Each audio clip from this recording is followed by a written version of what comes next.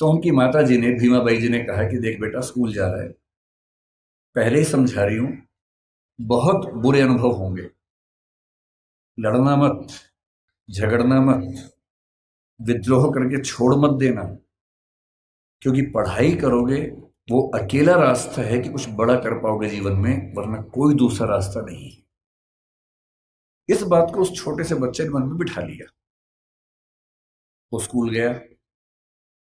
उस स्कूल में पहली बार कोई ऐसा बच्चा आया था जो समाज के अछूत कहे जाने वाले समुदाय का हिस्सा था। जो बाकी बच्चे थे बुरे नहीं थे, पर वो भी अपने अपने घर से सीख रहे थे, अपने समाज से सीख रहे थे। उनको ये पता था कि ऐसे बच्चों के साथ नहीं बैठना है, दूर रहना है। तो व्यवस्था हुई कि वो स्कूल में क्लास के सबसे अंत में, जहां सारे बच्चों के जूते चप्पल रखे हैं, उसके पड़ोस में एक दरी छोटी सी बिछा के बैठेंगे, और दरी भी खुद लेके आएंगे ताकि स्कूल में कोई और व्यक्ति अपवित्र ना हो। अब सोच के देखिए, इमेजिन कीजिए उस बच्चे की हालत कि एक बच्चा है, अपने घर से दरी लेके आता है, क्लास के अंत में जहां जूते चप्पल रखे हैं उसके पास में बिछाता है, बैठता है, बाद में लेके जाता है। उसके साथ कोई खाना भी नहीं खाता है, तो वो दीवार की तरफ चेहरा करके अपना भोजन करता है जो घर से लेके आया था। उसको पानी पीने की अनुमति नहीं है। आपने ये सब नहीं झेला होगा, उस बच्चे का सोचिए। याद से केवल और केवल 110 साल पहले की बात मैं कर रहा हूं, बहुत पुरानी बात नहीं है, 115 साल पहले की बात। उस बच्चे को पानी पीना है, और स्कूल में पानी की एक ही व्यवस्था है कि जो पानी का नल है या घड़ा है उसे वो नहीं छू सकता। तो एक चपरासी है जो उसको दूर से पानी देगा तो वो पिएगा, वो घड़ा नहीं छू सकता है। और ये बात कोई और नहीं कहा है, डॉक्टर अंबेडकर ने खुद अपनी आत्मकथा लिखी है। वो उस समय छप नहीं पाई थी, छपी 1990 के आसपास है। अंग्रेजी में उस आत्मकथा के कुल 6 अध्याय हैं। उसका नाम है वेटिंग फॉर ए वीजा। ये उन्हीं की पुस्तक है।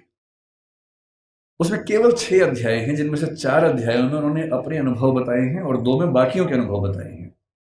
और जो पहला अनुभव है वो यही अनुभव है। और वो साफ लिखते हैं कि अगर किस दिन, बच्चों अभी मैं जानता हूं आप बहुत बेचैन हो गए, शरारत करने का मन भी होगा, लेकिन जिनकी बात चल रही है ना, उनके सम्मान में थोड़ा शांत रहें और सुने, है ना, समझें उस बात। चंचलता इस उम्र में होती है, लेकिन थोड़ा सुन लीजिए, क्या हो गया, फायदा हो जाएगा, कुछ नया सीखोगे, है ना। आपकी उम्र से बहुत पहले अंबेडकर जी बहुत सीरियस हो गए थे, इसलिए वो अंबेडकर जी हैं। तो अब तो सीरियस हो ही जाना चाहिए। और जिस व्यक्ति की बात चल रही है उसका कितना एहसान है हम पे, आपके समाज पे विशेष रूप से, ये भी समझना चाहिए। जिस दिन चपरासी नहीं आएगा उस दिन पानी नहीं पी सकते हैं। उन्होंने एक वाक्य लिखा अपनी आत्मकथा में, नो पियन नो वाटर।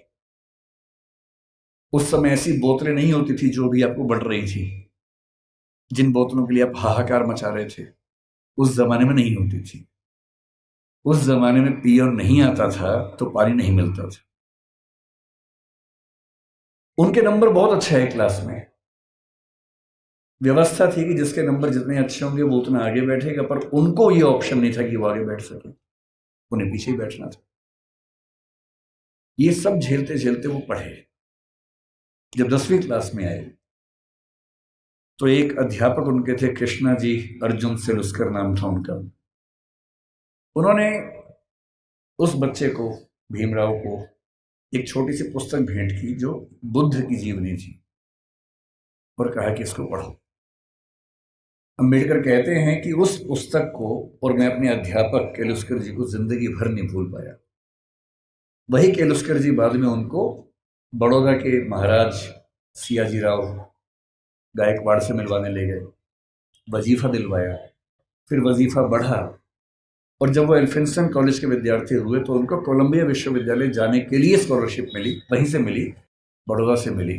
4 साल कोलंबिया में रहे और इतनी मेहनत करते थे। कोलंबिया विश्वविद्यालय से एमए और पीएचडी करने के साथ साथ लंदन स्कूल ऑफ इकोनॉमिक्स से भी एमए और पीएचडी कर डाली। और उन्होंने कहा कि मैं भी बाकी विद्यार्थियों की तरह कुछ घंटे पढ़ के बाकी मौज मस्ती कर सकता था, पर मैंने रोज 21 घंटे पढ़ना चुना ताकि मैं वो सारी सीमाएं दूर कर सकूं जो मैंने अपने समाज में देखी हैं। 17 में वो भारत वापस आए। अब देखिए स्थिति क्या होती है। जब वो भारत आए तो 4 साल अमेरिका में रहे थे, बीच में लंदन में रहे थे, तो उनको वहां जाति व्यवस्था नहीं थी, वहां कोई अछूत नहीं था, वहां भी ब्लैक्स की दिक्कत थी, अश्वेतों की दिक्कत थी, पर क्योंकि वो अश्वेत नहीं थे इसलिए वो दिक्कत उन्होंने नहीं महसूस की। तो उन्होंने 4 साल देखा कि एक समानता का व्यवहार उनके साथ हुआ, तो वो उसके अभ्यस्त हुए। अब भारत आए, बड़ौदा महाराज के साथ जो सहमति थी वो ये कि जब वो पढ़ के आएंगे तो बड़ौदा सरकार में सिविल सेवक बनेंगे, दीवान बनेंगे। अब सोच के देखिए क्या हुआ उनके साथ। वो व्यक्ति बंबई से बड़ौदा आया, और जब बड़ौदा आया तो उसको लगा कोई तो लेने आएगा, क्योंकि वो महाराज के सिविल सर्वेंट थे। स्टेशन पर कोई लेने नहीं आया उनको, क्योंकि उनका समाज पिछड़ा हुआ था। तो कोई बात नहीं, उतरे, सोचा कि अब कहां रहूं। उनको अंदाजा था कि जो हिंदू समाज की धर्मशालाएं हैं, होटल से, वहां उनको अनुमति नहीं मिलेगी, क्योंकि वो अस्पृश्य माने जाते हैं। तो काफी ढूंढने के बाद उनको एक पारसी धर्मशाला मिली। ये सब बातें अंबेडकर जी ने अपनी जीवनी में लिखी है, आत्मकथा में, वहीं से बता रहा हूं आपको, उन्हीं की लेखनी है। क्योंकि पारसी धर्म में तो जाति व्यवस्था नहीं है, तो उनको लगा यहां शायद शांति मिलेगी। वो पारसी धर्मशाला में गए, वहां कमरा लिया। एक ही कमरा था, बड़ा बहुत बुरी हालत में कमरा था, फर्नीचर से भरा हुआ गोदाम जैसा कमरा, उसी के कोने में रहने की व्यवस्था हुई। तो रहने लगे। कुछ देर के बाद उस धर्मशाला का जो केयर टेकर था वो गुस्से में आया और उसने कहा कि तुम पारसी नहीं हो। उन्होंने कहा नहीं, मैं तो पारसी नहीं हूं। तो बोले बताया क्यों नहीं? बोले आपने पूछा नहीं, मैं क्यों बताऊं। लेकिन उस धर्मशाला में कई महीनों से शायद कोई आया ही नहीं था, हालत खराब थी। तो फिर सहमति बनी कि यार तुम ना रजिस्टर में कोई पारसी नाम लिख दो, मैं मैनेज कर लूंगा। और बोले मुझे कुछ दिन में घर मिल ही जाएगा, मैं फिर वहां शिफ्ट हो जाऊंगा। तो एक पारसी नाम कुछ रख के काम चलाया। लेकिन 11 दिन हुए थे अभी, और 11वें दिन लगभग 10 से 15 पारसी युवक हथियार, लाठी, डंडे हाथ में लेके चिल्लाते हुए उनकी तरफ बढ़े। और तब उन्होंने कहा कि एक अछूत आदमी पारसी धर्मशाला में कैसे आ गया? तुमने हमारी धर्मशाला खराब कर दी। अंबेडकर जी ने कहा कि आपके धर्म में तो जाति व्यवस्था है नहीं। बोले वो सब हमें नहीं पता, भागो यहां से। और खतरा था कि हिंसा हो सकती थी। अंत में तय हुआ कि शाम तक का समय है, छोड़ देना, वरना छोड़ेंगे नहीं। डॉक्टर अम्बेडकर अपने ऑफिस गए। ऑफिस में उनकी कुर्सी अलग बनाई गई। उनका चपरासी उनको पानी इस तरह से देता था कि जैसे किसी खराब व्यक्ति को दे रहा हो। फाइलें फेंक के देता था ताकि छू ना ले।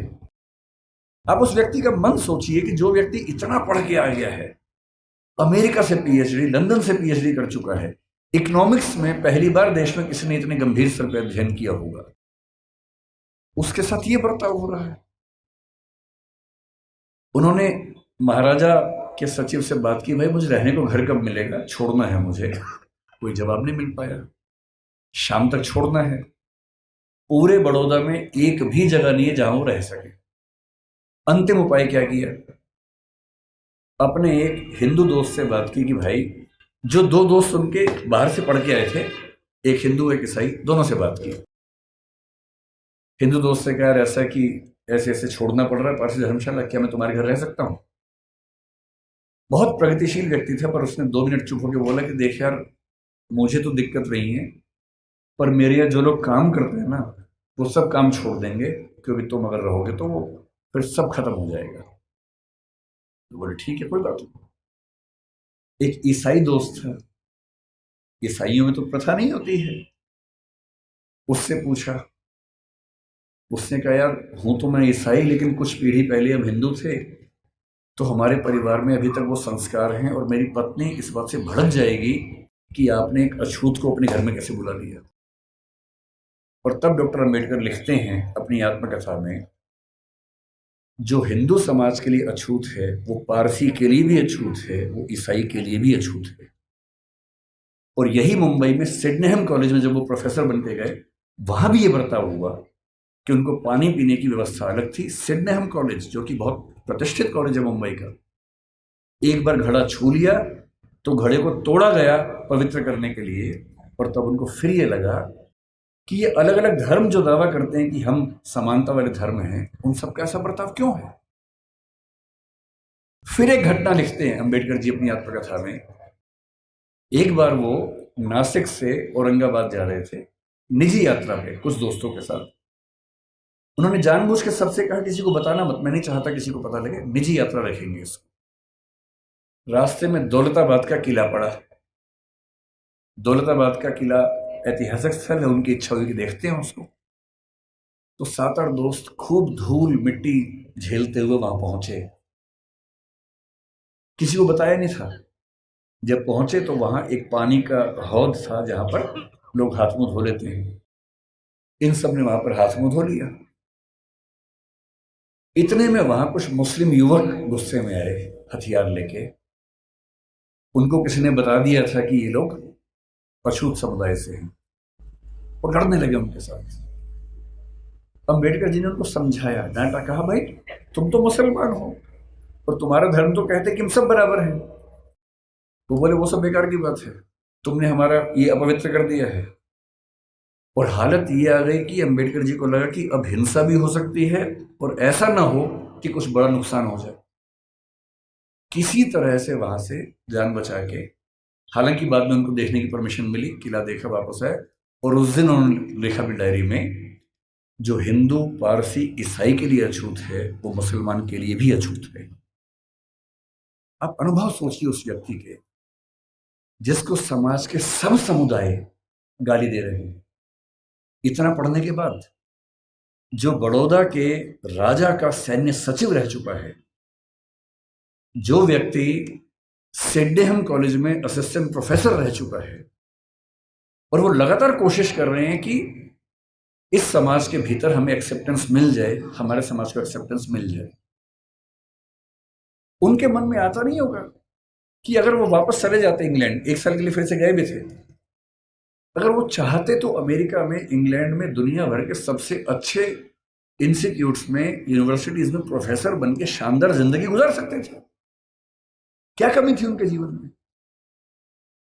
पर उनको एक बात हमेशा लगती थी कि अगर मेरे समुदाय में संयोग से मैं पढ़ लिख गया हूं, उनके परिवार के 14 बच्चों में वो 14वें बच्चे थे और उनके खानदान का, उनकी जाति का, समुदाय का पहला बच्चा था जिसने 4th क्लास पास की थी। उनको एक ही बात लगती थी कि मैं अपनी जिंदगी तो शानदार बना के गुजार सकता हूं, बड़ी बात नहीं है।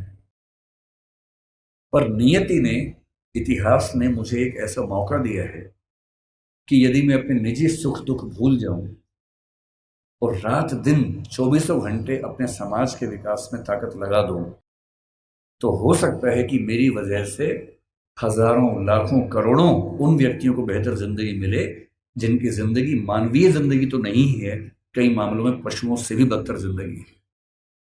और इसीलिए मैं कहता हूं कि जो बोधिसत्व शब्द है वो दरअसल वैसे ही व्यक्तियों के लिए बना हुआ है। बोधिसत्व क्या होता है? महात्मा बुद्ध के बारे में कहते हैं कि जब उनको मोक्ष मिल गया, बुद्ध मानते थे कि जीते जी भी मोक्ष मिल सकता है। कहते हैं कि उनको मोक्ष मिल गया, और जब उनको मोक्ष मिल गया तो वो मुक्ति में जाके आनंद में रह सकते थे।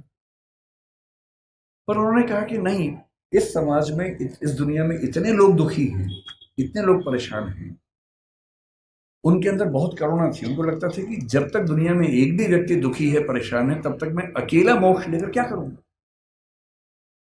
उन्होंने अपने मोक्ष को स्थगित कर दिया और कहा कि मैं लगातार प्रयास करूंगा कि मेरे साथ साथ सभी को मुक्ति मिले। और तब से बुद्धिज्म में कंसेप्ट आया कि जो व्यक्ति अपनी मुक्ति के लिए अर्ह है, एलिजिबल है, उसके बाद भी मुक्त नहीं होना चाहता, क्योंकि वो चाहता है कि मैं सबको मुक्त करके मुक्त होऊंगा, उसको बोधिसत्व कहते हैं। और इस समाज में यदि कोई सच्चा बोधिसत्व हुआ है तो वो डॉक्टर अंबेडकर हैं। इस बात को हमें ईमानदारी से मानना चाहिए। इतने बुरे अनुभवों से गुजरने के बाद इस व्यक्ति को गुस्सा क्यों नहीं आएगा? इस व्यक्ति के अंदर नफरत पैदा क्यों नहीं होती? ऐसा ही हुआ था 1848 में।